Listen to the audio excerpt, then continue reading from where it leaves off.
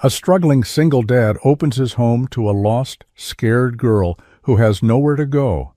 He thinks he's just doing the right thing.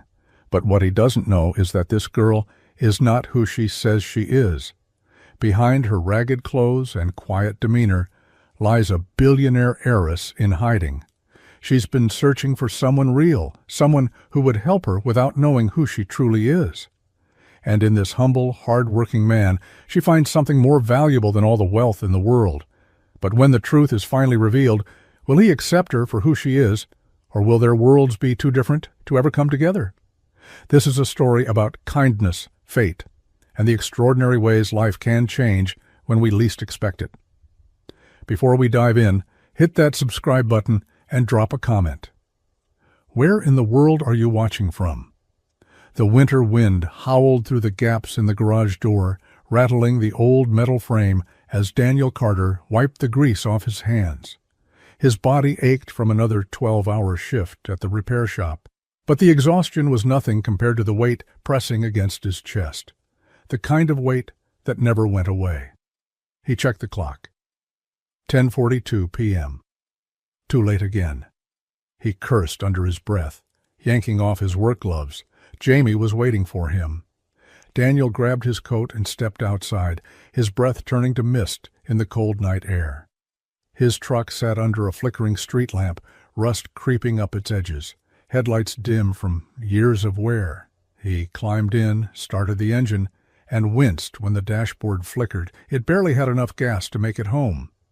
He'd been putting off refilling, stretching every dollar, but payday was still 3 days away, and there was nothing left in his wallet except a crumpled grocery receipt. As he pulled onto the road, his grip tightened on the wheel. He wasn't supposed to be doing this alone. A sharp pang hit his chest as he thought of Sarah. His wife had been gone for 3 years, but her absence never faded. Some nights he still expected to hear her humming in the kitchen or to see her curled up on the couch with Jamie, reading bedtime stories.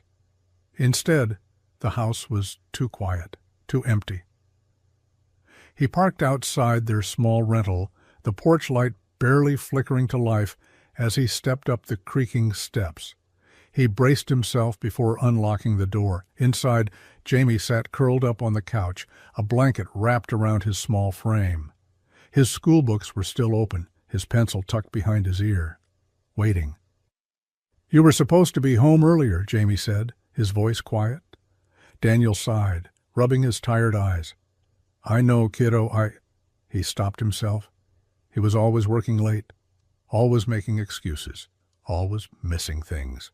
Jamie wasn't mad. That was the worst part. The kid just nodded, scooping up his books and heading toward his tiny bedroom like it was normal for his dad to break promises. Daniel ran a hand over his face. He wanted to say something, anything, to fix it. But what could he say? That the bills were piling up? That the landlord was breathing down their necks? That the bank had already denied another loan request? He couldn't tell Jamie those things. Instead, he walked to the fridge, pulling it open and staring blankly at its near-empty shelves. A half carton of milk, some eggs, a takeout box from 2 days ago. Tomorrow was another battle. He shut the fridge and sat at the kitchen table, his head in his hands. The pressure never stopped. The weight of keeping Jamie fed, keeping a roof over their heads, keeping the lights on. He was holding it all together with duct tape and sheer willpower, but he could feel the edges coming undone. A gust of wind rattled the window, and Daniel glanced up. Outside, the town was dark and quiet, the street lamp barely casting enough light to reach the road, and that was when he saw her. A girl. She was standing near the sidewalk, her arms wrapped around herself, shivering against the cold. Her clothes were damp, her hair matted from the wind, and she looked like she didn't belong. Daniel frowned, stepping closer to the window. Who the hell was she? The storm rolled in fast. Rain pounded against the metal roof of Carter's auto repair, turning the world outside into a blur of silver streaks. The fluorescent light inside the shop flickered, buzzing in protest against the howling wind that rattled the garage doors. Daniel tightened the last bolt on the engine he'd been working on, exhaling as he straightened. His back ached. His hands were stiff from the cold, but it was nothing new. Long nights like this had become routine. He had too many bills, too little time, and no one else to rely on. He tossed the wrench onto his workbench and checked the clock. 11:27 p.m. He should have closed up an hour ago, but work was the only thing keeping his mind off the rest of it. As he reached for his jacket, something caught his eye. Through the sheets of rain, barely visible under the dim glow of the street lamp, a figure sat huddled against the side of the building. Daniel frowned. He stepped toward the open garage door, the icy wind slicing through his worn flannel. It was a girl. She was curled up on the wet pavement, arms wrapped tightly around her knees. Her clothes were soaked through, clinging to her thin frame, and her hair was plastered to her face. She looked young, 16, maybe 17, but something about the way she sat, still and silent, made her seem much older. Daniel hesitated. Runaways weren't uncommon in a town like this. Too many broken homes, too many kids slipping through the cracks. He'd seen it before. But something about this girl was different. She wasn't crying. She wasn't panicking. She just sat there, motionless, like she'd given up on whatever fight had brought her here. "Hey!" Daniel called over the storm. "You all right?" No answer. The rain lashed harder. She didn't move. He stepped closer, lowering his voice. "Look, kid, you can't stay out here. You're going to freeze." Still, nothing. Daniel exhaled sharply, running a hand through his damp hair. He didn't have the time or energy for this. But as he turned to walk away, he heard it, a small, fragile breath. Not a word, not a sob, just a breath. He sighed. "Damn it. All right," he muttered, shaking his head. "Come on." When she still didn't respond, he crouched beside her, holding his hands up like he was approaching a scared animal. "I'm not going to hurt you, all right? Just come inside. Get warm."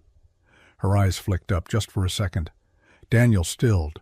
They were dark, not just in color, but in a way that felt heavy, worn, like they'd seen too much.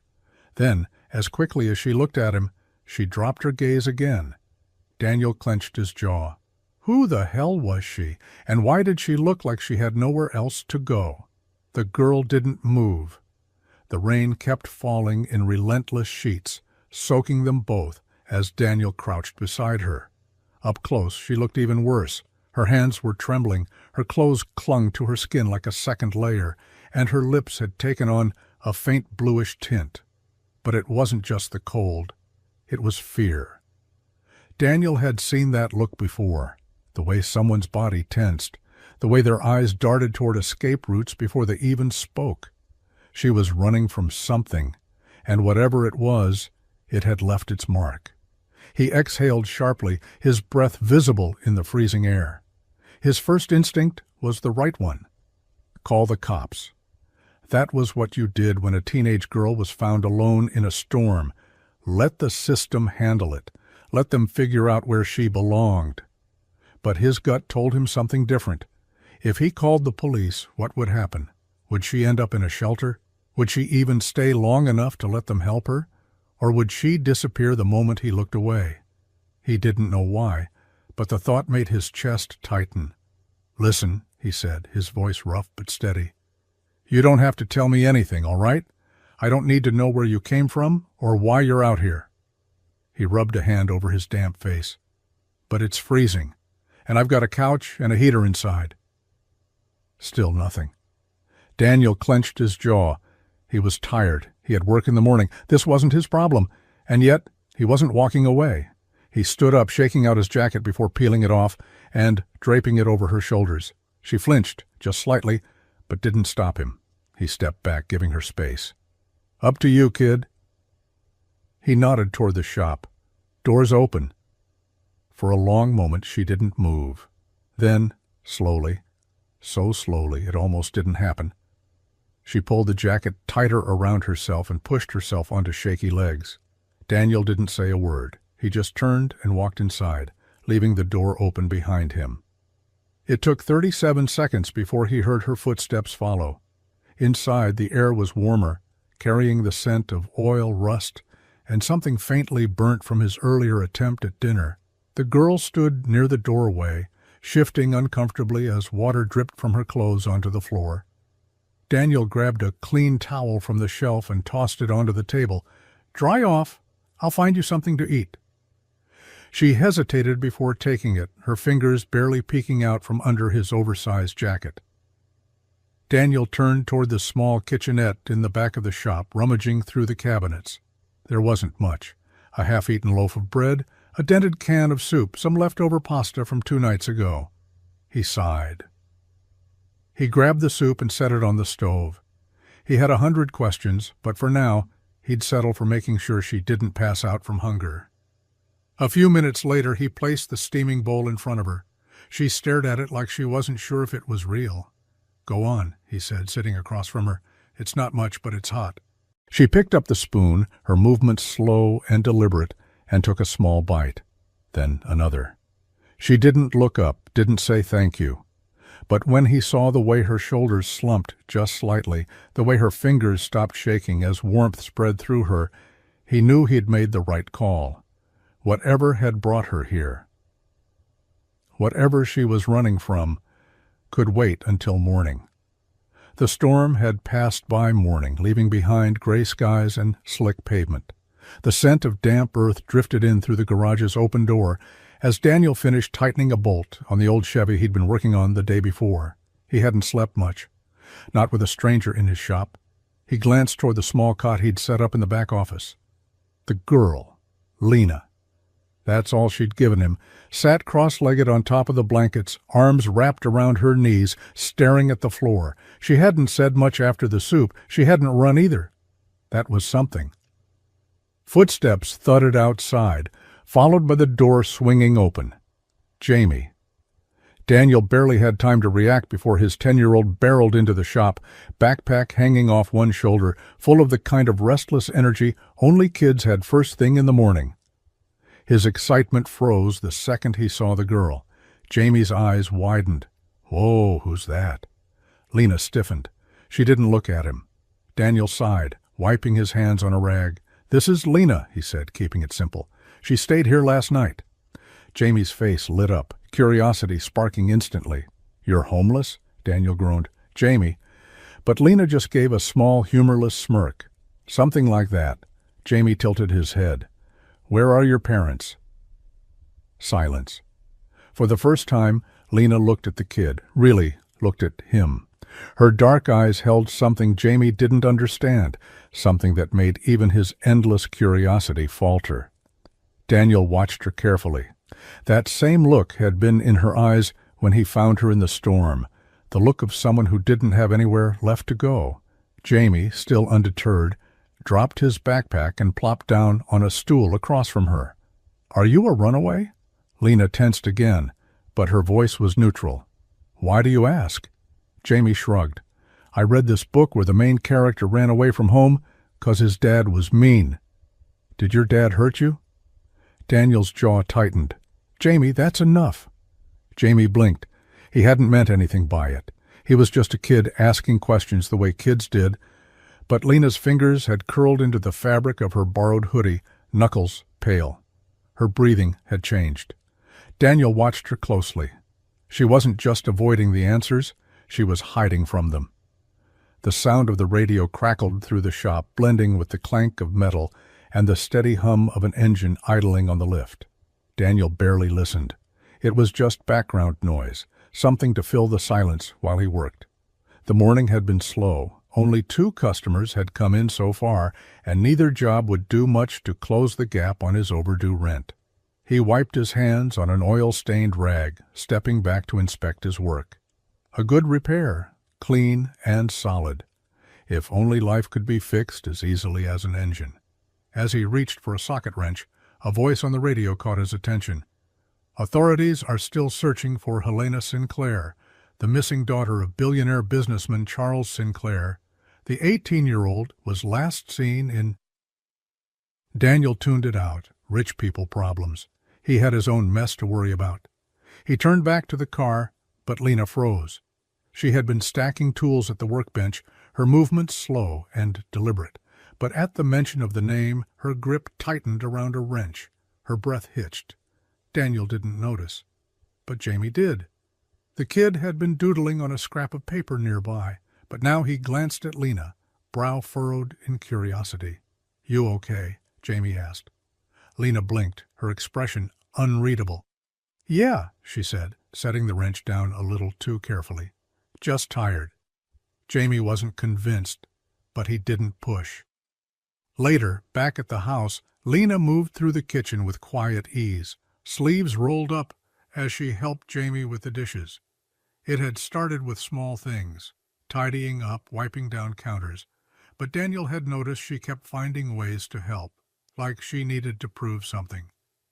Jamie, always talkative, was telling her about his school's science fair and how his project on electricity had gotten second place. "I wanted first," he admitted, scrubbing a plate. "But Dad says second is still pretty awesome." Lena handed him a towel, the corners of her lips twitching. "Your dad's right," she said softly. Jamie grinned. "I like having you here," he said suddenly. "It's cool having someone else around." Lena froze for just a second before giving a quiet, almost hesitant nod. She didn't say it out loud. But for the first time in a long time, she felt it too. The scream tore through the silence. Daniel sat up so fast that the old couch creaked under his weight. His heart pounded, adrenaline shooting through his veins as he blinked into the darkness of the living room. Then he heard it again, muffled, broken, choked with terror. Lena. He was on his feet before he even thought about it, moving down the short hallway toward the spare room. The door was cracked open just enough for the dim glow of the street lamp outside to spill in, casting long shadows against the walls. Inside, Lena was thrashing. Her body twisted under the blanket, breath coming in sharp, ragged gasps. Her hands were clenched into fists, her legs kicking at something invisible. Daniel hesitated. He'd seen nightmares before. Jamie had them when he was younger, after Sarah passed, after the funeral, after the house felt too empty to be real. But this was different. Lena wasn't just dreaming. She was reliving something. Another strangled sound left her lips. A name, maybe, but too jumbled to make out. Daniel stepped closer, slow and careful. "Lena," he said, voice low but firm. She didn't wake. He tried again. "Lena, it's just a dream."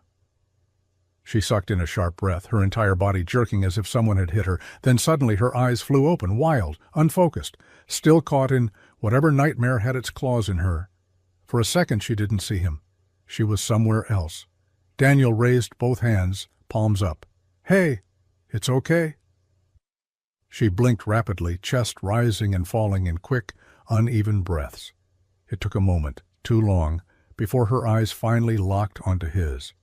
And then she shrank back, pressing herself against the headboard, as if she expected him to hurt her. Daniel felt something in his gut twist. Whatever she had been through, it was bad. He took a step back, careful not to move too fast. "You're safe," he said, not soft but steady. She stared at him, didn't answer, didn't move. The silence stretched between them, thick and heavy, until she finally exhaled, her body sagging against the pillows. Daniel nodded, turning toward the door. "You're safe here," he said again. Then, quieter, more for her than for him, "No one's going to hurt you." And with that, he walked away. He didn't pry, didn't ask questions she wasn't ready to answer. But as he settled back onto the couch, staring at the ceiling, one thought refused to leave his mind. What had happened to that girl? The morning air smelled like motor oil and damp pavement, the kind of scent that clung to everything in Carter's auto repair.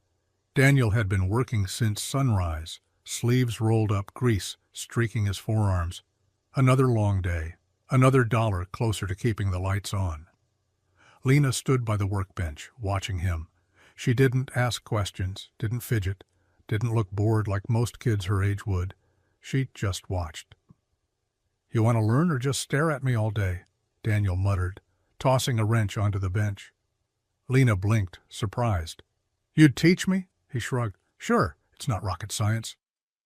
She stepped forward cautiously, like she didn't want to intrude. He showed her how to hold the wrench properly, how to loosen the bolts without stripping them, how to check for leaks. She followed every motion with sharp, unblinking focus, absorbing the information like she'd been waiting her whole life for someone to teach her something real. He didn't ask why she wanted to learn, didn't ask why it felt like no one had ever shown her the simplest things before. Later, back at the house, he caught her staring at the grocery list on the fridge. The numbers he'd scribbled in the corner, total budget, $45.32, might as well have been a foreign language to her. "Ever done a budget before?" he asked, leaning against the counter. Lena shook her head. Never had to. Of course she hadn't. Rich kids didn't budget. Daniel pulled out a chair and sat down, motioning for her to do the same. He grabbed a notebook and started writing out the basics: rent, utilities, food, emergencies. "You have to know where your money's going," he explained. "Otherwise it disappears before you even realize it." She watched as he broke it down, her brows furrowing. "And this actually works?" "It works if you stick to it," he said. "It's not about how much you have, it's about making it last." Lena nodded slowly, chewing on the inside of her cheek. She was quiet for a long moment, staring at the numbers. Then, almost too soft to hear, she muttered, "I wish someone had taught me this before." Daniel didn't ask what she meant, didn't push. But later that night, when he saw her flipping through the notebook, redoing the math on her own, he realized something. She wasn't just learning. She was trying to become someone new. The smell of sizzling garlic filled the kitchen, blending with the warm, homey scent of butter and herbs. It wasn't anything fancy, just a cheap box of pasta, a jar of sauce, and some frozen meatballs Daniel had picked up on sale. But it was real food, a meal. Lena stood at the edge of the kitchen, watching as Daniel drained the pasta. Jamie sat at the table, swinging his legs, chattering about something from school. The whole scene felt so normal. Too normal. She wasn't used to this. A real kitchen, a man cooking dinner, the low hum of conversation that wasn't forced or filled with tension. In her world, meals were different. Served by strangers, eaten alone in enormous rooms where voices echoed. Dinner was just another obligation, something to be scheduled between meetings and expectations. But here, it was something else entirely. "You just going to stand there, or you want to set the table?" Daniel asked, nodding toward the stack of plates. Lena blinked, startled. He wasn't looking at her like she was a guest, or a burden, or some puzzle he was still trying to solve. He was just expecting her to be part of this. She hesitated before grabbing the plates and setting them down next to Jamie's coloring book. They ate at the small, slightly wobbly table in the corner of the kitchen. The old light flickered above them, casting a dim glow over mismatched silverware and chipped plates. Jamie twirled his fork through his spaghetti, launching into some story about a kid at school who got his shoelaces stuck in an escalator. Daniel smirked, shaking his head as he cut into a meatball. Lena just listened. She didn't eat fast, didn't scarf the food down like she had something better to do. She savored every bite. Not just the food, the moment. Daniel caught her staring at the table, at the meal, at the way Jamie laughed without hesitation, completely unguarded. "You all right?" he asked. Lena swallowed, nodding. "Yeah. It's just..." She hesitated. "Been a while." Daniel didn't press, didn't ask what she meant. He just nodded and reached for the bread, tearing off a piece before tossing it onto her plate. "Eat," he said simply. Lena stared at the bread for a second, then picked it up. She didn't say thank you, but something in the way she held it, careful, like it meant more than just food, said it for her. For the first time in years, she felt full. And it had nothing to do with the meal. Daniel gripped the eviction notice so tightly that the edges crumpled in his fist.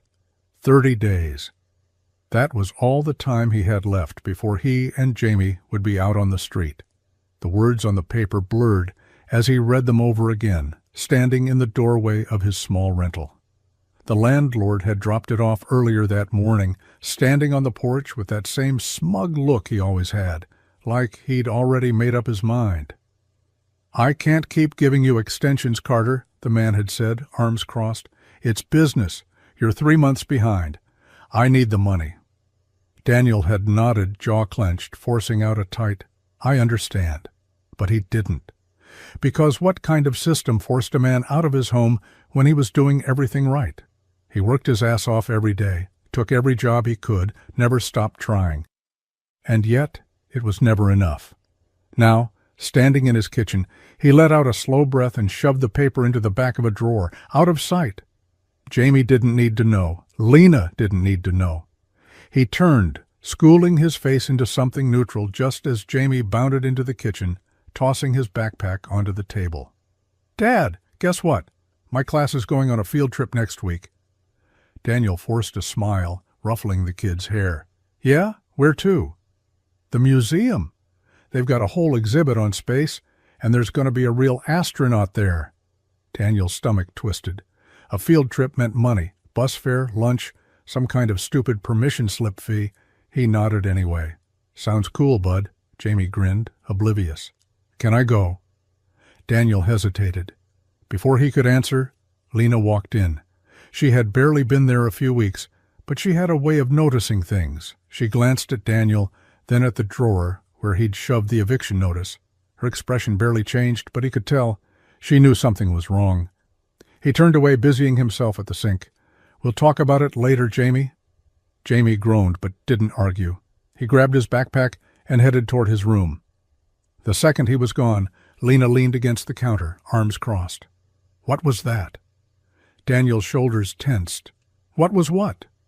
"The thing you hid in the drawer." His grip tightened around the faucet. She was too sharp, too perceptive. "Nothing important," he said flatly. She didn't buy it. For a long moment, neither of them spoke. The silence between them was thick, heavy. Finally, she exhaled, shaking her head. "You're a bad liar." Daniel let out a humorless chuckle. "Yeah, well, I don't get a lot of practice." Lena didn't push, but as she turned to leave, she said something so quiet he almost didn't catch it. "You don't have to do this alone." And just like that, she was gone. Daniel exhaled, staring at the closed door. That's where she was wrong. Because in the end, he always had to do it alone. The shop was quieter than usual. Daniel worked on an old pickup, his hands moving on autopilot, tightening bolts, checking the engine, anything to keep his mind from spiraling.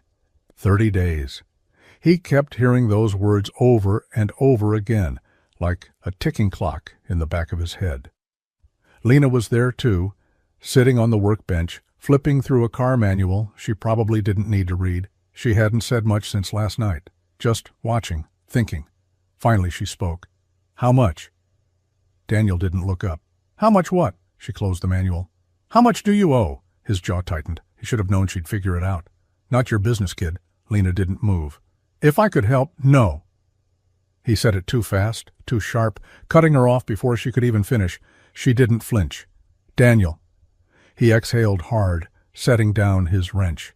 "I don't take handouts." "It's not a handout. Feels like one." Lena crossed her arms. "So what? You'd rather lose your home than let someone help you?" His hands curled into fists, knuckles white. "It's my responsibility. Jamie lives there too." He stilled. That hit harder than he wanted to admit, but Lena wasn't done. She leaned forward slightly, lowering her voice. "I could fix this with one call." And that was the moment he knew. She hadn't just meant she could help. She meant she had the kind of money that made problems disappear. Daniel stared at her, something unreadable flickering across his face. "Who are you, Lena?" For the first time she hesitated. She could have lied, but instead she just shook her head. "Someone who knows what it's like to lose everything?" Silence stretched between them, heavy and full of things neither of them wanted to say. Daniel turned back to the truck, grabbing his wrench. "I appreciate it, but I'll figure it out myself." Lena didn't argue, didn't push. But as she sat there staring at the man who refused to take what he so clearly needed, she wondered if he'd ever let anyone save him. The house was quiet. The only sounds were the rhythmic ticking of the clock on the wall and the occasional creak of the old wooden floors. Daniel was out cold on the couch, one arm slung over his eyes, chest rising and falling in deep, exhausted breaths. Jamie's door was shut, a soft glow from his nightlight peeking through the crack. Lena moved carefully, stepping over the spots she knew had grown under her weight. She had learned the sounds of this house, learned how to disappear inside of it. She slipped outside, pulling the hoodie tighter around herself as the night air bit at her skin. The wind carried the scent of motor oil and damp earth from the day's rain. The sky stretched out above her, dark and endless, the stars barely visible through the clouds. She reached into her pocket, fingers wrapping around the burner phone she had hidden since the day she arrived. She hesitated. Then, with a deep breath, she flipped it open and dialed. It rang twice, then a voice, low and urgent, filled the silence. "Where the hell have you been?" Lena swallowed hard. "I'm fine." "Fine. You vanished, Lena. Do you have any idea what's happening right now? The entire city is looking for you. Your father." "I don't care." Her voice came out sharper than she intended, but she didn't take it back. A tense pause. Then the voice softened. "Where are you?" Lena's fingers tightened around the phone. She glanced back toward the house, toward the faint glow of the kitchen window. "I can't say," a frustrated sigh. "This is dangerous. You think you can just run away and not have consequences?" "I'm not running." Another pause, then softer. "Then what are you doing?" Lena exhaled, her breath curled in the cold air. For the first time, she didn't have an answer. She ended the call before they could say anything else. The second the line went dead, her chest felt tight, like a string had been cut, one that had held her in place for so long she barely knew what it was like without it. She turned back toward the house, slipping inside, the warmth hitting her instantly. But as she stood there in the dim kitchen, staring at the life she had somehow stepped into, one thought settled deep in her bones. How much longer could she keep the truth from them? The school parking lot was almost empty by the time Daniel pulled up, his truck rattling as he threw it into park. His heart was still pounding, the call from the school ringing in his ears. "There's been an incident." Jamie was involved. He barely killed the engine before the front doors swung open. Jamie walked out first. His face was red, a bruise already darkening on his cheek. His backpack hung loosely off one shoulder and his lip was split. Daniel's chest tightened. Jamie never got into trouble. But it was Lena behind him that made him stop short. She looked different, fired up, jaw clenched, her hands still balled into fists, like she was ready for round two. There was a cut on her knuckle, blood smeared across her fingers. A teacher trailed behind them, looking exhausted. "Mr. Carter, I was just explaining to your son and his—" She hesitated, glancing at Lena. "Friend that physical violence is never the answer." Daniel barely heard her. He crouched down, grabbing Jamie's chin gently, tilting his face to inspect the damage. "You okay, bud?" Jamie scowled. "I was fine until she showed up." Lena shot him a glare. "Oh, so you were just going to let those guys keep pushing you around?" Daniel's stomach dropped. "Bullies?" His voice was calm, but his hands were tight around Jamie's shoulders. Jamie shrugged, looking anywhere but at him.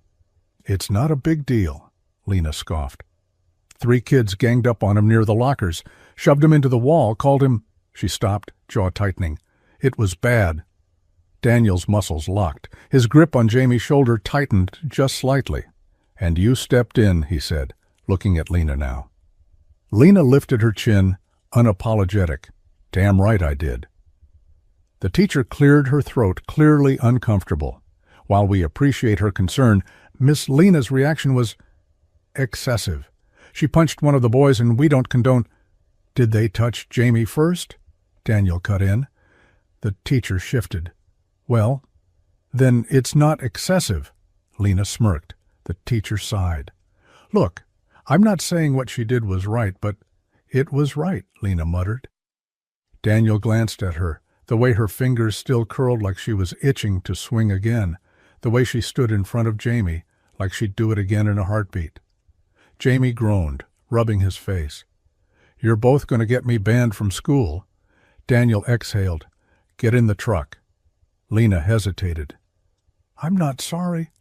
Daniel met her gaze. "I know." And the worst part? He wasn't either. The bell above the door chimed as Daniel wiped his hands on a rag, glancing up at the new arrival. The man stepped in, tall and well-dressed, the kind of suit that screamed money, but not the flashy kind, just enough to make you feel uncomfortable without knowing why. "Can I help you?" Daniel asked, setting down his wrench. The man didn't answer right away. He just stood there, eyes scanning the room with sharp, measuring precision. It was the way he looked at everything, like he was trying to figure out what was worth his time. "I'm looking for someone," the man said, his voice smooth, calm, too calm. Daniel stepped forward, blocking the man's view of the back room. He didn't trust him. There was something off about the way he carried himself. "Who?" The man paused, eyes narrowing just a fraction. "A girl. Goes by Lena." Daniel's heart skipped a beat. He didn't know how, but he knew this wasn't a coincidence. His protective instincts kicked in immediately. He took a step closer. "You need to leave." The man didn't flinch. "I'm not here to cause trouble, just looking for her. She's in some kind of trouble, and it's better if she's with people who know how to handle it." Lena, who had been quietly working on the other side of the shop, froze. She'd been on the phone earlier, but now she was looking at the man, her face drained of all color. Her hands trembled slightly as she dropped the rag she had been holding. Daniel glanced at her, but she didn't meet his eyes. She knew him. "Who are you?" Daniel demanded, voice sharp. The man's lips twitched. "Just a concerned party." "Well, concern's not enough." Daniel's tone hardened. "I said leave." The man sighed, a look of mild amusement crossing his face. "You really have no idea what you're dealing with, do you?" Before Daniel could respond, Lena moved toward them, her steps slow but deliberate. She didn't look at Daniel, didn't say anything. She just walked past him, her eyes locked on the man. "Please," she whispered, barely audible. "I'm not ready to go back." Daniel's chest tightened. The words hit him harder than anything else. He didn't know who this man was, but he sure as hell wasn't going to let him drag Lena back into whatever nightmare she had been running from. The man glanced between them, sizing up the situation. "This isn't over." His voice was colder now, almost threatening. As the door shut behind him, Lena collapsed onto a stool, her face pale. Daniel stared at her, heart sinking. What the hell was that? She didn't answer. Her head dropped into her hands, shaking. And for the first time, Daniel wasn't sure how to help. The air inside the shop was thick, suffocating with unspoken tension. Daniel stood there, arms crossed, eyes fixed on Lena, like she was the only thing in the world that mattered. Who was that man? His voice was low, but it carried the weight of 1,000 questions. You don't just let someone like that walk in here without an explanation. Lena didn't look at him. She kept her eyes on the floor, fingers tracing the edge of a workbench, as if the worn wood could give her an answer she didn't have. "I don't want to talk about it," she muttered, her voice strained. "Too bad," Daniel shot back, stepping closer.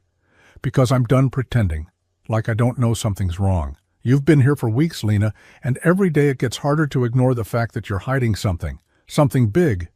Her body stiffened, a sharp breath escaping her. He could see it in the way her jaw clenched, the way her hands fisted at her sides. He wasn't sure if she was going to run or face him. "Why don't you just let me help you?" he demanded. "You think I don't see it? You think I can't tell that you're drowning, that whatever you're running from has a hold on you? I don't care what it is. But I can't keep pretending I don't know you need something, someone to trust." Lena's shoulders trembled. The silence stretched out between them, suffocating. She opened her mouth, but the words wouldn't come. Her eyes flicked up to meet his, only for a second, just long enough for him to see the raw fear that lived there. She exhaled sharply, looking away. "I can't," she whispered. Daniel's heart clenched. He reached out, his hand hovering just a breath away from her arm. "You can. You can, Lena. You're not alone. You don't have to keep running."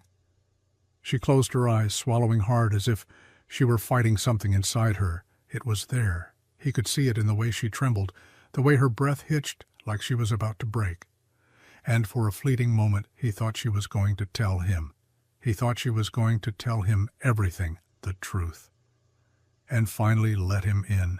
But then she pulled back, turning away. "You don't understand," she muttered, her voice cracking. "I can't. Not now. Not yet." The words were a shield, cold and final. She wasn't ready. And in that moment Daniel knew he was going to have to wait. The door to the shop swung open with a sharp creak, and Daniel's heart dropped as he saw the familiar face standing in the doorway. Mr. Cole, the landlord, was leaning against the frame, arms crossed, an impatient look on his face. Daniel barely had time to pull his hands from the grease-covered car before the man spoke. "Carter, we need to talk."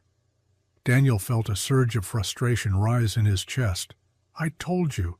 I'm doing everything I can.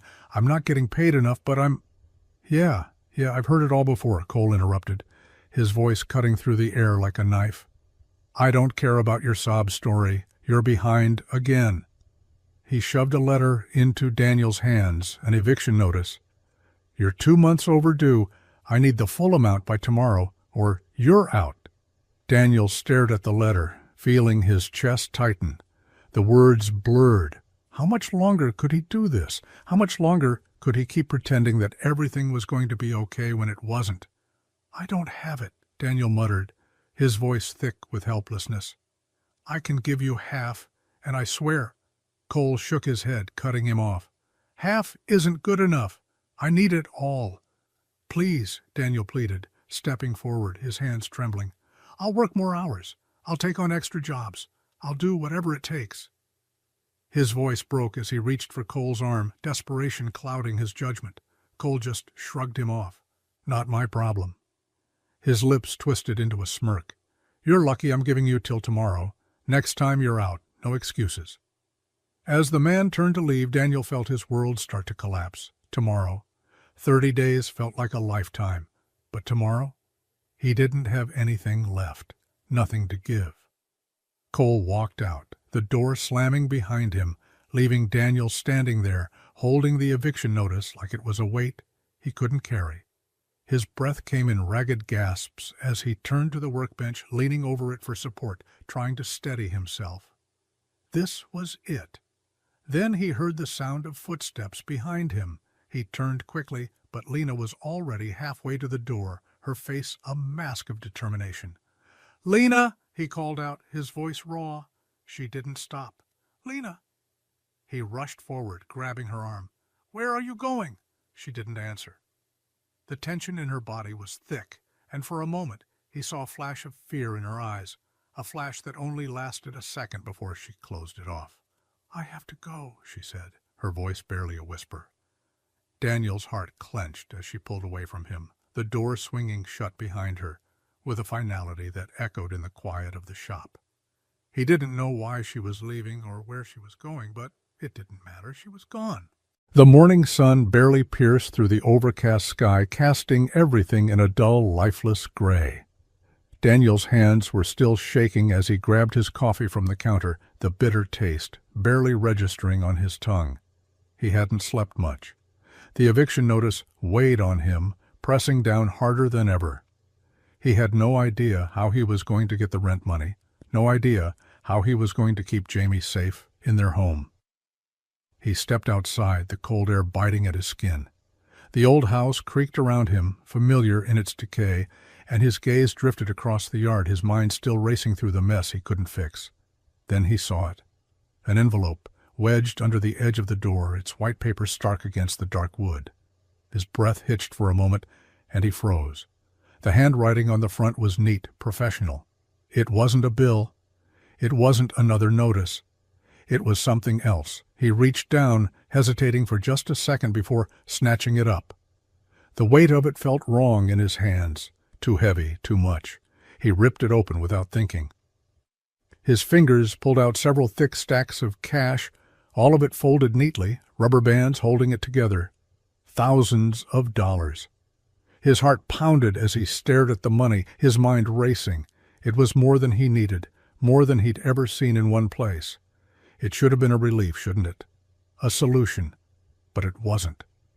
He dropped the envelope back onto the ground, a sick feeling crawling up his throat. The smell of the bills, new, crisp, like they hadn't been touched by time, made him feel like he was choking. He didn't want this. It wasn't his. He didn't deserve it. No matter how desperate he was, he couldn't bring himself to take the money. It was charity, nothing more. Daniel turned sharply and went inside, his footsteps heavy against the wooden floors. His mind was already elsewhere. He couldn't ignore it. He couldn't pretend that the world wasn't changing around him, that everything wasn't crumbling down because of his pride. Lena had done this. She had left him the money. She had tried to fix it, tried to give him a way out. But he wouldn't take it. He couldn't. He grabbed his jacket, his hands moving on autopilot. The decision was made. He needed to find her. No more running. No more hiding. Daniel was done trying to fix this on his own. He was going after Lena, no matter where she had gone. The gravel crunched beneath Daniel's boots as he walked toward the massive iron gates, the sound echoing in the cold, empty air. The estate stretched out before him, far more extravagant than anything he'd ever seen in his life. The house loomed at the top of the hill, windows gleaming under the pale light, its stone walls standing proud like a fortress. The towering columns made it look less like a home and more like a monument to something no one could touch. He had no idea how long he'd been driving, his hands gripping the steering wheel in tight fists, his heart pounding in his chest. But as soon as he'd seen the address, as soon as he'd recognized the place Lena had disappeared to, he knew where he had to go. And now, standing at the gates, he felt every ounce of his own doubt and anger pressed down on him. She had lied to him. She had disappeared without a word, without a trace. He had trusted her, and she had thrown him out like he was nothing. As he stepped closer, 2 security guards appeared out of nowhere, stepping in front of him like they'd been waiting for this moment. Their presence was immediate, intimidating, their suits sharp, their eyes cold. "You need to leave," one of them said, his voice clipped. "This is private property." Daniel didn't back down. "I'm not leaving until I talk to her." The guard's eyes narrowed. "You're not getting in. Move along." "I'm not going anywhere." His voice cracked, but he didn't care. He wasn't going to walk away this time. The tension between them crackled in the air, a standoff that neither side seemed ready to back down from. Daniel's fists clenched. She owed him the truth. She owed him an explanation. And then, from behind the guards, a familiar voice cut through the tension like a knife. "Let him through." Daniel's heart stuttered. He turned, his breath catching in his throat. Lena stepped forward, her face calm but guarded, a quiet resolve in her eyes. She didn't look like the girl he'd taken in weeks ago. She looked like someone who'd been through something much darker. "I said, let him through," she repeated, her voice steady, almost forceful.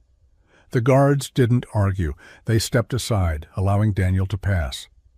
Lena didn't move as he walked toward her. Her eyes met his, and for the first time she didn't look away. She didn't hide the truth behind a mask of silence. "You didn't deserve this," she said quietly, her words barely above a whisper. Daniel's chest tightened as he took another step closer. "Then why didn't you tell me?" His voice was hoarse with emotion. "Why didn't you trust me?" Lena exhaled, the weight of everything finally visible in her eyes. "Because you wouldn't have believed me." She motioned toward the estate, her home, the place she had clearly left behind. "This is who I am. This is what I was born into. But it's not who I want to be. It's why I ran away." The words hit Daniel like a punch to the gut. Lena was more than just the girl who needed help. She was a part of a world he couldn't even begin to understand. And in that moment, everything clicked. The mystery, the fear, the way she'd run when he'd pushed too hard. "I've spent my life trying to escape this," she continued, her voice breaking slightly. "But I can't do it alone." Daniel stared at her, at the woman she had become, and realized that in trying to save her, he had forgotten she was already fighting her own battle. Lena stood in front of him, her hands clasped in front of her posture rigid, as though she was bracing for something. The soft glow of the estate's lights reflected off her face, casting long shadows that seemed to stretch across the gravel driveway. There was no escape now, no more hiding. Daniel stared at her, still struggling to comprehend the words she had just spoken. She wasn't just some lost girl, not the one who had shown up at his door seeking refuge. She wasn't the vulnerable, quiet teenager who had needed help. Her voice cracked as she spoke again, the weight of her confession hanging in the air. "My real name is Helena Sinclair. I'm the daughter of Charles Sinclair." She swallowed hard. "One of the wealthiest families in the country." Daniel's chest tightened. The world around him seemed to tilt, like the earth had shifted beneath his feet. Helena Sinclair. The name hit him like a slap, something he should have recognized but hadn't allowed himself to see. He stared at her, his mind racing to make sense of the pieces, to fit them together. I don't understand," he stammered. His hands were shaking, and he had to brace himself against the nearest tree to keep himself from swaying. You've been running from your family this whole time? Why didn't you tell me? Why lie about everything?" "Lena, no." Helena shook her head slowly, her eyes filled with something he couldn't quite place. Regret? Fear? "I didn't lie," she said quietly, almost apologetically. "I just didn't tell you the truth. I didn't think you'd believe me if I did." Daniel's heart felt like it was breaking into pieces. He had trusted her, had opened his home to her, had given her a place to stay when he thought she was just a runaway, just a girl in trouble.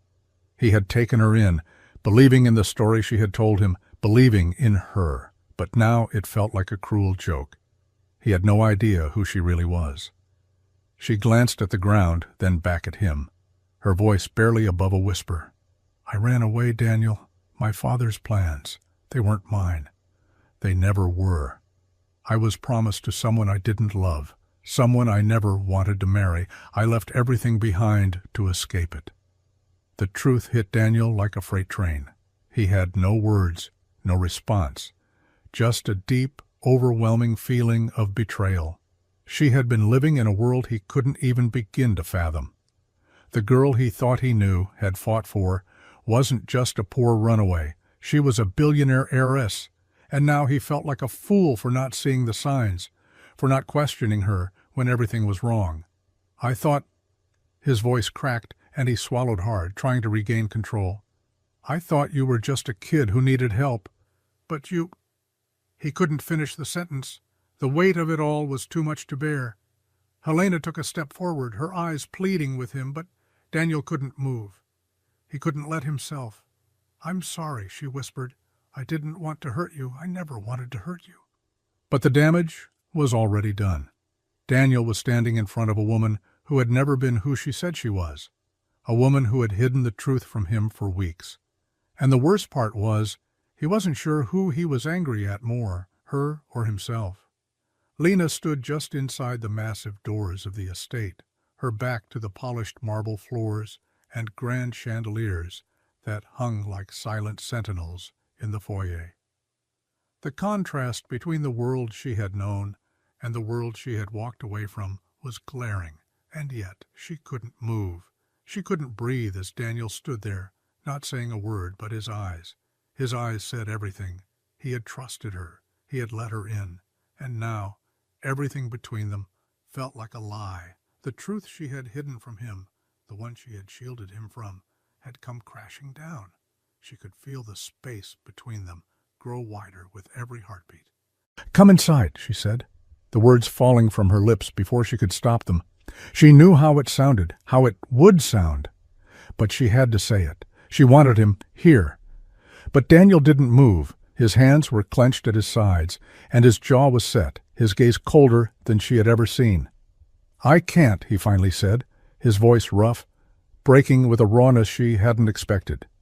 He took a step back, turning his eyes away from her, like he couldn't bear to look at her any longer. "This isn't my world."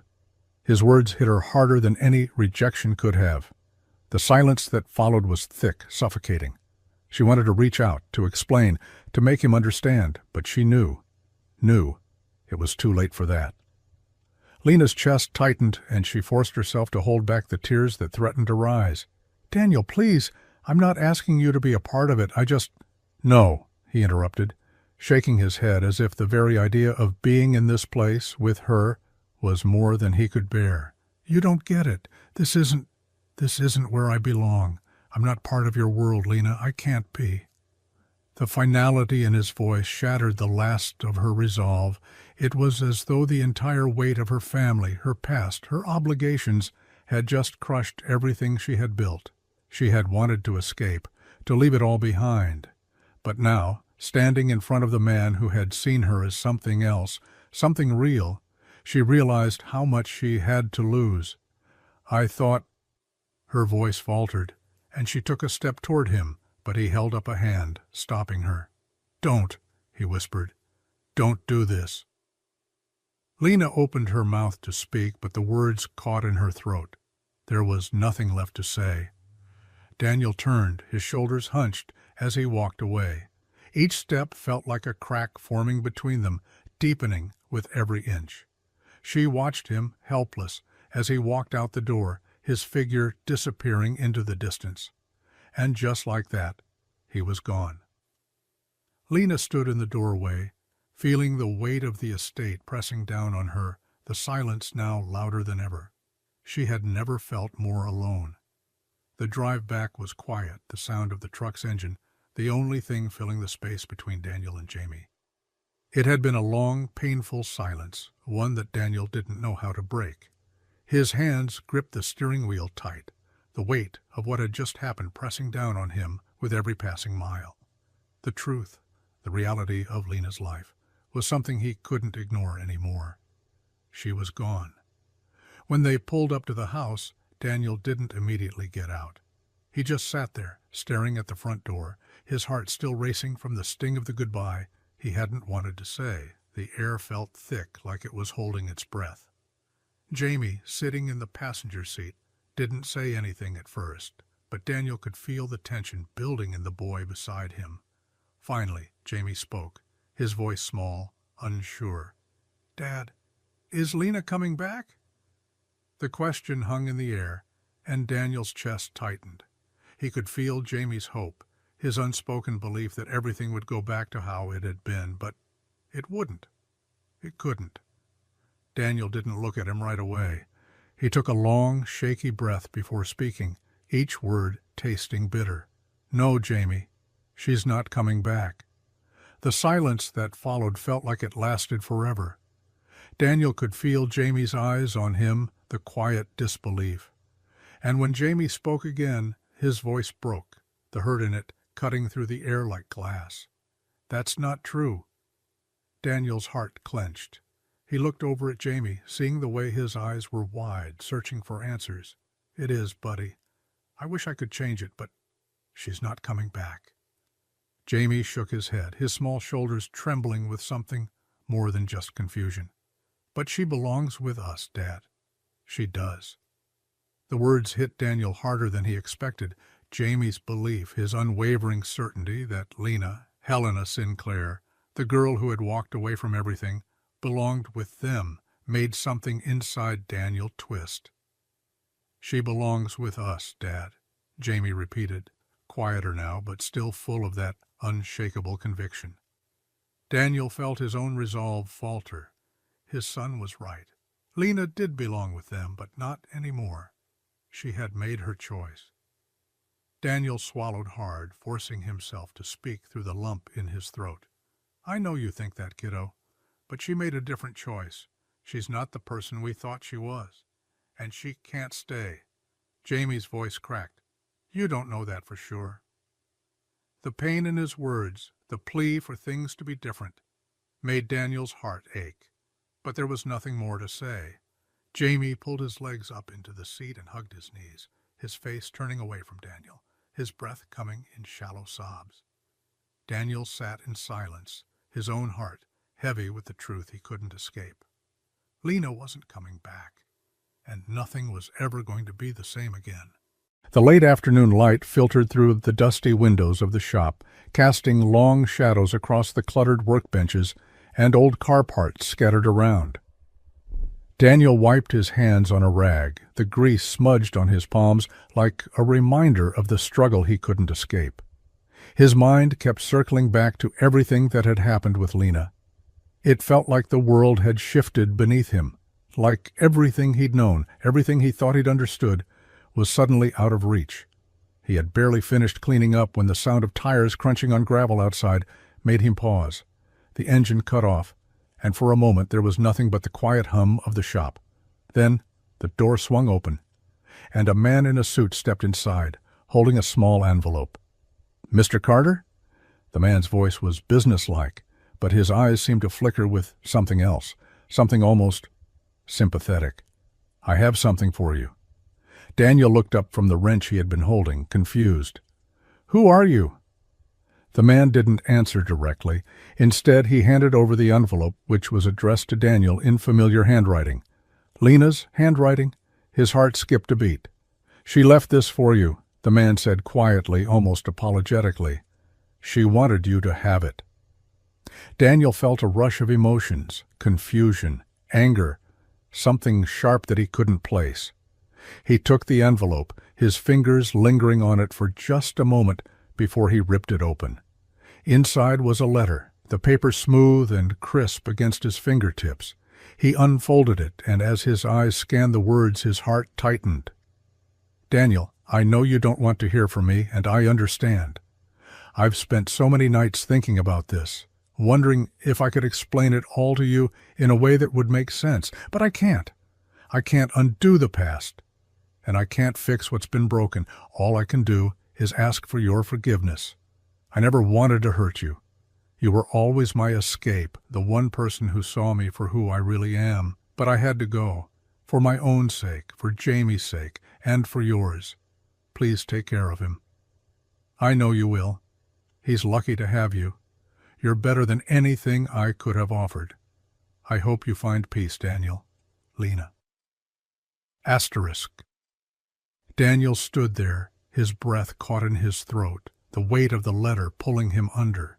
The words felt like a gut punch, like the final goodbye that he had been dreading all along.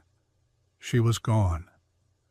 And he realized, as he stood there, holding the letter in his shaking hands, that he had never really known her at all. The call came late in the afternoon, the voice on the other end sharp, too calm for Daniel's liking. "Mr. Carter, this is Richard Sinclair. I would like to speak with you regarding my daughter, Lena." Daniel's heart skipped. The name Sinclair was enough to stop him in his tracks. He knew exactly who the man on the phone was, Lena's father, the billionaire CEO who controlled everything in her life. He swallowed hard, trying to steady himself as he answered. "What do you want?" "I think it's time we talk," Sinclair's voice continued, cold and businesslike. "Meet me at my office tomorrow morning. I'll have someone send a car for you." Daniel's mind raced, but he didn't say a word. What was this about? Was Lena in trouble? Had something happened to her? "I'll be there," Daniel said, his voice tight with barely contained rage. "But I'm not doing this for you. I'm doing this for Lena." The line went dead, leaving Daniel staring at the phone, his mind spinning. The next morning, a black car arrived at the shop, sleek and imposing, and Daniel found himself slipping into the back seat, his stomach a knot of nerves he couldn't shake.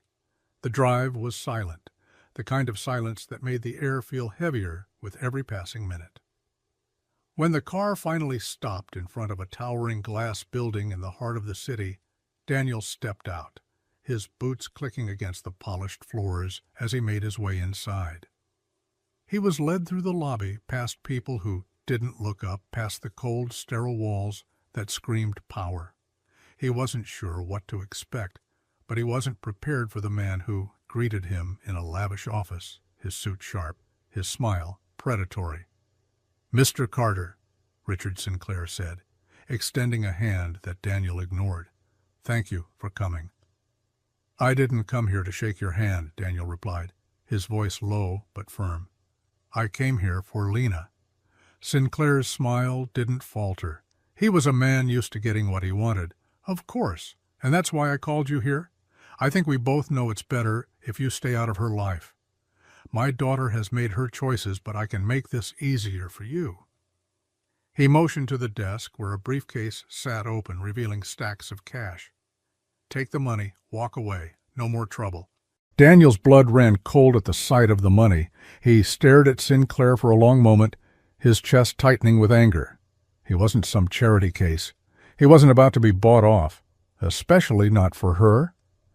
"I'm not interested in your money," Daniel said, his voice steady but laced with fury. "I don't care how much you offer. I'm not walking away from this." Sinclair's smile faltered for a fraction of a second, but he quickly masked it with that practiced, cold demeanor. "You're making a mistake, Mr. Carter." "No," Daniel shot back, his voice hard now, the words heavy with conviction. "The mistake was thinking you could buy me off. I'm not leaving her behind, no matter what you offer." And with that he turned and walked out, leaving the briefcase and the power behind it behind. The doorbell rang late that evening, the sound slicing through the silence of the house like a knife. Daniel froze, his breath catching in his throat. He hadn't been expecting anyone. Certainly not her. He moved toward the door, his mind racing with every step. Lena. He hadn't heard from her in days, hadn't seen her since the day she'd left without a word, disappearing into a life he had never fully understood. She had walked away, leaving him to pick up the pieces, and now, here she was again. His hand hovered over the door handle for a moment, uncertainty pooling in his chest. But when he opened it, there she was.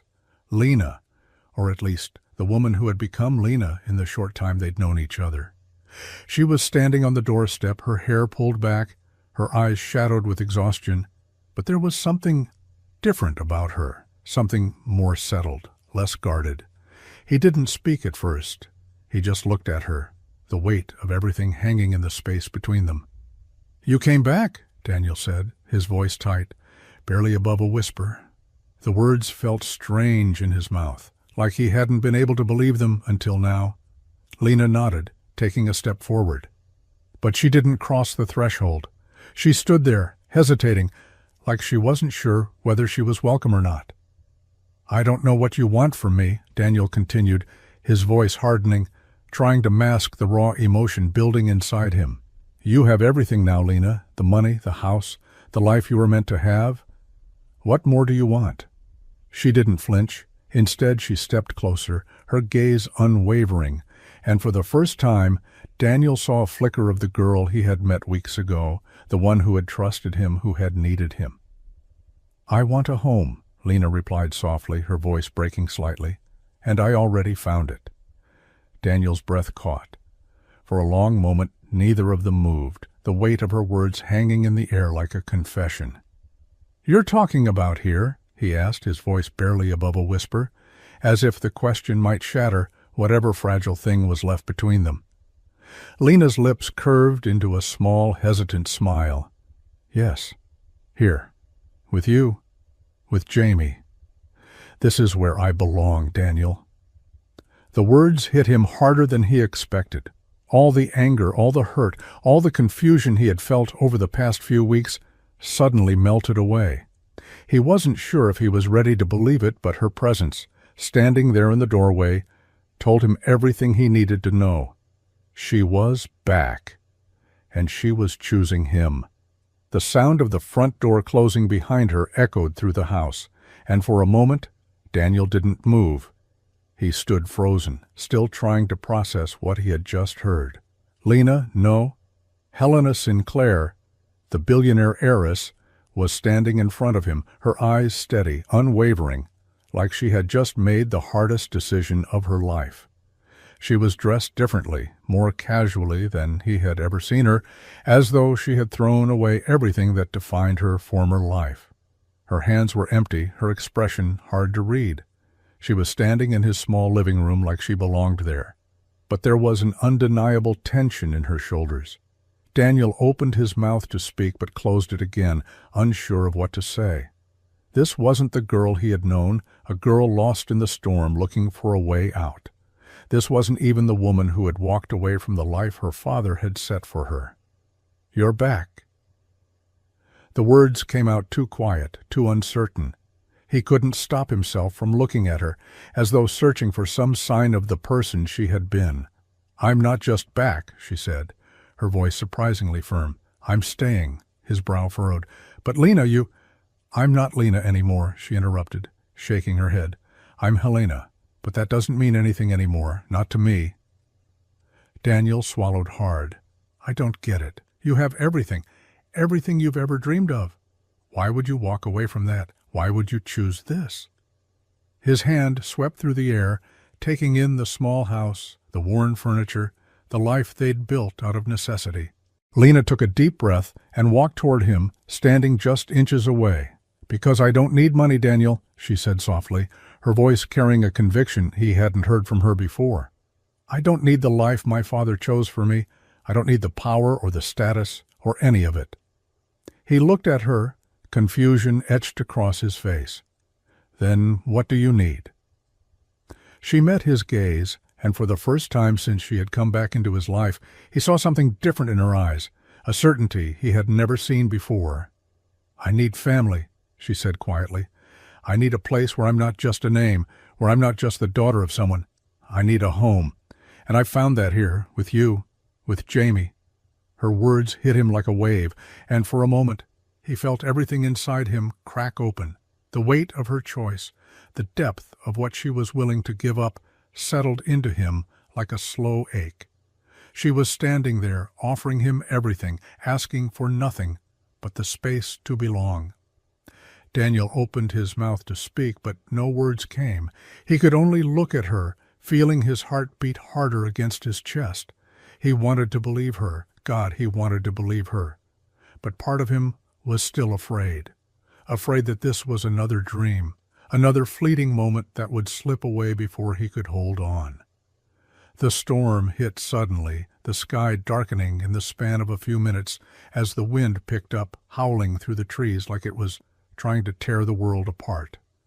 The rain came down in sheets, fierce and unrelenting, hammering against the windows with such force it felt like the house itself might be swept away. Daniel was in the kitchen, trying to clean up after dinner, when the first flash of lightning lit up the sky, followed by a low rumble of thunder. He glanced out the window, his stomach sinking at the sight of the dark clouds. The weather had turned worse than they'd expected, and as much as he tried to push the feeling of unease aside, it stuck with him.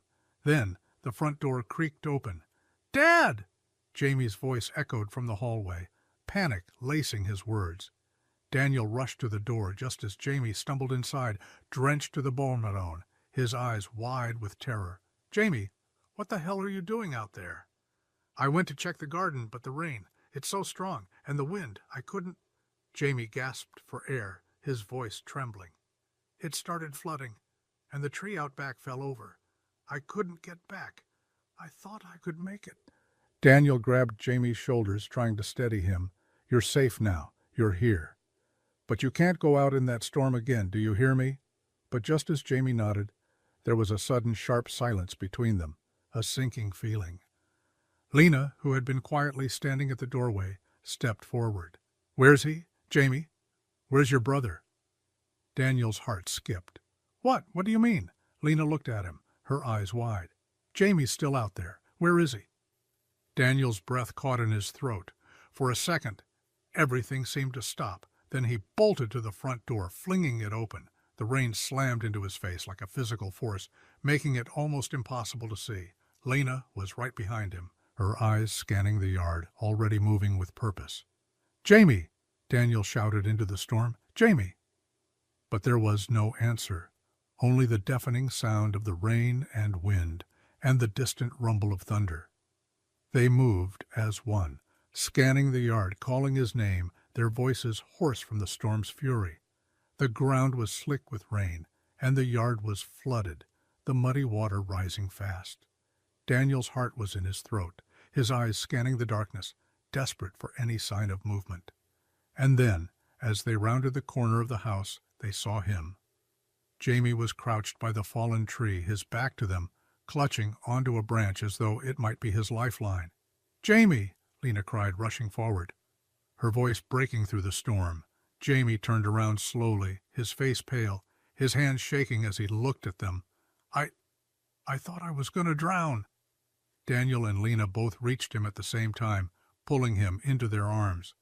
For a long moment, none of them spoke. The storm raged around them, but in that space there was only the sound of their breathing, the quiet relief of knowing they had found him, of knowing he was safe. As Daniel held Jamie close, he felt Lena's hand on his arm. He turned to her, and for the first time in days, they shared a look that wasn't full of doubt or uncertainty. They had each other. They had family. And in that storm, they realized, it was all that mattered. The rain hadn't stopped, and neither had the fear that gripped Daniel's chest as he and Lena huddled together in the storm. The wind had grown colder, the night darker, but the weight on his heart felt heavier than anything the storm could throw at them. They had found Jamie alive, shaking but safe. But Daniel couldn't shake the feeling of how close they had come to losing him, how close they had come to everything slipping through his fingers. The thought of never seeing Jamie again, never holding him, was a pain he couldn't even begin to describe. When they made it back inside, soaking wet and exhausted, Daniel didn't speak for a long while. He stood in the middle of the living room staring at Jamie, who was wrapped in a blanket, his head resting against the couch. He could see the fear still in his son's eyes, the terror that would linger for a long time. The storm outside might have calmed, but the one inside him still raged. Lena was sitting next to Jamie, her hand on his shoulder, her expression soft with relief. But there was something else in her eyes. A quiet strength, a resilience that had always been there, even if Daniel hadn't seen it before. She hadn't just been there for Jamie tonight. She had been there for him too. She had never left his side, even when things felt impossible. Daniel moved to the window, his hands pressing against the cold glass. The storm outside still raged, but inside there was a quiet that hadn't been there before. He hadn't realized it until now, until Jamie's safety became the only thing that mattered. The truth hit him in that quiet space. He had already chosen Lena. She was here, with them. She was part of their lives, whether he had wanted to admit it or not. She wasn't just someone who had walked into his world for a moment. She had become part of it, part of his family. Turning back to her, Daniel's chest tightened with the weight of what that really meant. Lena had given up everything for them, for him, for Jamie. And despite everything that had happened, despite the secrets, despite the lies, she had stayed. He walked over to the couch, sitting down beside her, not knowing what to say, but needing her to know. She looked at him, her eyes still carrying that quiet strength, waiting for him to speak. Without a word, Daniel reached out, taking her hand in his. And in that simple touch, in that moment of silence, he realized that she wasn't going anywhere. She had already chosen them, just as he had chosen her. She was family. And for the first time in a long time, he felt like he might just have everything he needed. The days after the storm were quiet, but there was a calm that felt different. Lena was still there. She hadn't left despite the pull of the world she had walked away from. She stayed with them. And with each passing day, Daniel could feel a shift. It wasn't just that she had chosen to stay, it was that they had all chosen each other. Lena didn't mention her wealth. Not once. Instead, she quietly set about using the connections she had, the knowledge she had, to help Daniel's shop grow. She found clients, made calls, negotiated with suppliers in ways Daniel never could have. But she didn't use the money her family had at their disposal. She didn't offer him an easy way out. Every day she worked beside him, side by side, her hands just as covered in grease and grime as his. They built something together, piece by piece, the business slowly expanding under the weight of their combined effort. What started as a small, struggling repair shop grew into something more. People started to notice, started to trust Daniel in ways they hadn't before. But it wasn't just the business that grew. Slowly, quietly, something deeper began to shift between them. Daniel found himself relying on her in ways he hadn't expected. He found himself looking at her, really seeing her, for the first time. She wasn't just the woman who had walked into his life with 1,000 secrets. She was the woman who had stayed, even when it would have been easier to leave. One evening, after they closed up for the night, Lena and Daniel sat on the front porch, the evening air cool against their skin. Jamie had already gone to bed, and the house was still, almost peaceful. They didn't talk much, but there was a sense of ease between them, a quiet understanding that hadn't been there before. "You know," Daniel said after a long silence, his voice low, "I never thought I'd get to this point. I never thought I'd feel like everything could be okay again." Lena turned to look at him, a soft smile tugging at her lips. "I think we're both learning that sometimes the things we least expect are the ones that turn out to matter the most." Daniel nodded, feeling the weight of her words settle in. He had once thought his world was already set, fixed, predictable. But now, with her beside him, with their life growing stronger every day, he realized how much more it could be. In that quiet moment, under the soft glow of the porch light, Daniel understood. This wasn't just about business or about surviving anymore. This was about rebuilding, together. And for the first time in a long time, he felt like he wasn't just going through the motions. He had a family again. The shop had grown over the past few months. It wasn't the grand success Daniel had imagined when he first started, but it was more than he could have ever hoped for. The steady stream of customers, the referrals, the way the business was thriving. It wasn't just about fixing cars anymore. It was about rebuilding everything, piece by piece, with Lena by his side. They weren't billionaires, far from it. They still fought to make ends meet, still dealt with late nights and long hours. But there was a kind of peace that came with it. A peace that had nothing to do with money and everything to do with the life they had started to create together. The house was small, still cluttered in some places, but it felt like home now. It was full of laughter, full of life. Jamie had flourished, his grades improving, his smile a little wider every time he saw Lena. He had never known the kind of love and stability they now shared. Daniel had never imagined it could feel this way again. One evening, after another long day of work, the three of them sat down for dinner at the small table in the kitchen. There was something simple about the moment, the way the candlelight flickered softly against the walls, casting shadows on the faces of the people he cared about most. Lena looked at him across the table, her eyes warm, full of something he hadn't seen in a long time, hope. The way she had given up everything for this, for them, had changed something in him. He had always seen her as someone who had everything, someone who could afford to walk away from it all. But now, seeing her sitting there, living this life with him, he realized the truth. "We're not rich, Lena," he said quietly, his fingers brushing over the edge of his glass. "Not in the way people usually think of it." She smiled, her eyes glinting with something like understanding. "No, we're not. But we're rich in the things that matter. We have each other. We have a home. And that's worth more than anything money could buy." Daniel nodded, the weight of her words sinking in. She was right. The things that truly mattered, the things he had once thought were out of his reach, had never been more within his grasp. "Sometimes," he said, his voice thick with emotion, "the greatest fortune isn't in a bank account, but in the people who stand beside you." Lena's smile deepened, and Jamie grinned from the other side of the table. For the first time in a long time, Daniel didn't need anything more than this moment. He didn't